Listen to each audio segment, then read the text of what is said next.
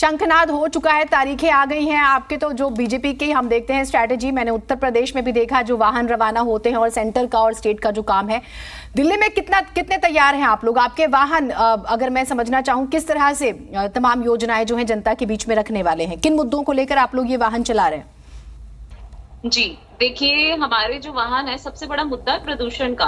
दिल्ली के जो लोग सबसे ज्यादा परेशान हैं, एक तो 8 साल से इनकी सरकार बनी है आम आदमी पार्टी की, उन्होंने प्रदूषण पे क्या किया ये पूछती है दिल्ली की जनता। यमुना सफाई पे आम आदमी पार्टी ने क्या किया ये पूछती है दिल्ली की जनता। सरकारी नौकरियां कितनी दी हैं दिल्ली वालों को ये पूछती है दिल्ली की जनता।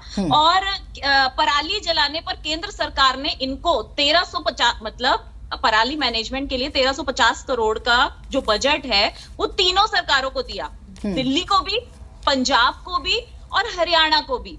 अब दिल्ली और पंजाब तो इन्हीं की है, आम आदमी पार्टी की। इन्होंने एक पैसा जो है वो वहां पर किसानों को नहीं दिया, जिस वजह से किसानों ने वहां पराली जलाने पे मजबूर हो गए।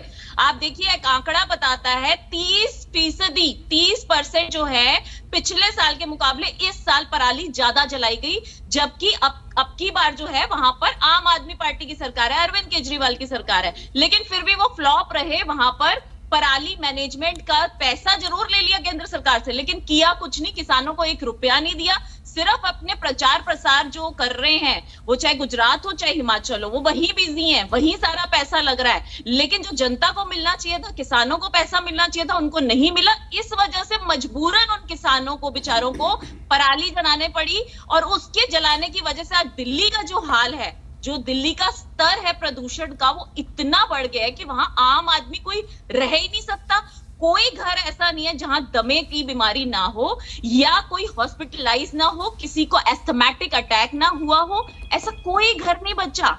बेचारे छोटे छोटे बच्चे मजबूर है घरों के अंदर बैठने के लिए। तो ये निगम चुनाव में मुद्दा बनेगा आपके हिसाब से? बिल्कुल बनेगा। प्रदूषण बहुत बड़ा मुद्दा बनेगा। नौकरियां नहीं देना दिल्ली को, ये भी बहुत बड़ा मुद्दा बनेगा।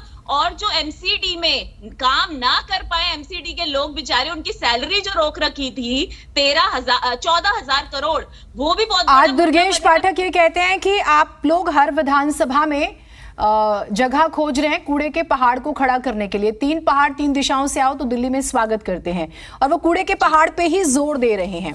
और मूल रूप से कुछ सवालों का भी वो जिक्र करते हैं कि वो जनता से पूछने वाले हैं, क्या घर के बाहर कूड़ा है? क्या बीजेपी के 3 कूड़े के पहाड़ देखे हैं? क्या मार्केट ऑफिस के बाहर कूड़ा है? बीजेपी हर विधानसभा में कूड़े का पहाड़ बना रही है, कूड़े की सफाई कौन करेगा?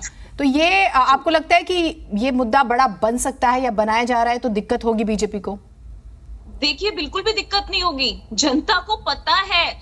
आप कहीं भी जाकर देख लीजिए, क्रिमिनेशन जो ये शमशान घर है, यहाँ इलेक्ट्रिक शमशान घर किसने बनाए हैं? भाजपा ने बनाए हैं। उपलों से, या तो उपलों से होता है वहां शव दहन, या इलेक्ट्रिक उससे होता है। तो ये 400 क्रिमेशन सेंटर जो शमशान घाट है, उनमें ये सुविधा जो है एमसीडी लेके आया। किस लिए? प्रदूषण कम करने के लिए। 800 इलेक्ट्रिक बसें केंद्र सरकार ने दिल्ली सरकार को दी, किस लिए? प्रदूषण कम करने के लिए। पेरिफेरल रोड जो है वो केंद्र सरकार द्वारा बनाई गई, किस लिए? प्रदूषण कम करने के लिए। और जो ये जो एम्स वाला आप देखेंगे फ्लाईओवर बना है, वो भी एनएचआई ने बनाया, केंद्र सरकार ने, किस लिए? दिल्ली में प्रदूषण कम करने के लिए। तो हम तो प्रदूषण कम करने के लिए पराली मैनेजमेंट पे 495 करोड़ दिए, बाकी मेहमानों को दिखाएगा। प्रदूषण कम करने के लिए ये क्या कर रहे हैं ये बताएं। ये सिर्फ पैसा खा के सिर्फ और सिर्फ प्रचार प्रसार में लगा रहे हैं, दूसरे जगह पे अपने इलेक्शन लड़ने के लिए, और कुछ नहीं। ठीक है।